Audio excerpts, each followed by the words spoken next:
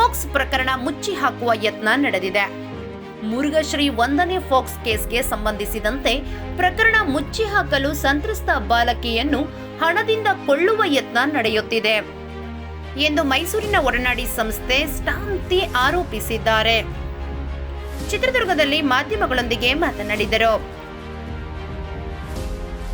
POCSO ಪ್ರಕರಣದಲ್ಲಿ ಸಂತ್ರಸ್ತೆಯಾಗಿರುವಂತಹ ಬಾಲಿಕೆಯ ಮೇಲೆ ಒತ್ತಡ ಹೇರುವಂತಹ ಸಂತ್ರಸ್ತೆಯೊಬ್ಬಳನ್ನು ಕೊಂಡುಕೊಳ್ಳುವಂತಹ ಪ್ರಯತ್ನ ವ್ಯವಹಾರಗಳನ್ನು ನಡೆದಿರುವಂತಹ ಸಂತ್ರಸ್ತ ಬಾಲಿಕೆಯ ಮೂಲಕ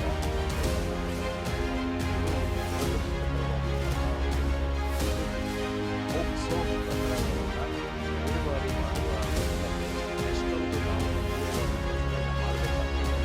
ಆದರೂ ಕೂಡ ಮಗುವಿನ ಹಿತಾಸಕ್ತಿಗಳು ಆ ಕಾರಣದಿಂದ ಮಗು ಮನೆಯಿಂದ ಅದು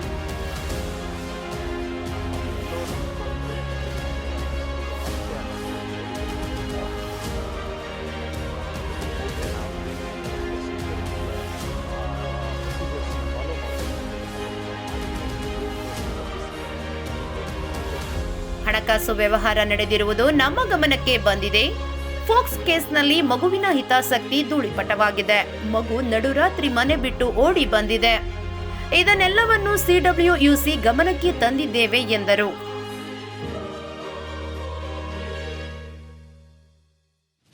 ಮತ್ತಷ್ಟು ಸುದ್ದಿಗಳಿಗಾಗಿ ಸಿಟಿ ಚಾನೆಲ್ ಚಳ್ಳಕೆರೆ ಸಬ್ಸ್ಕ್ರೈಬ್ ಮಾಡಿ.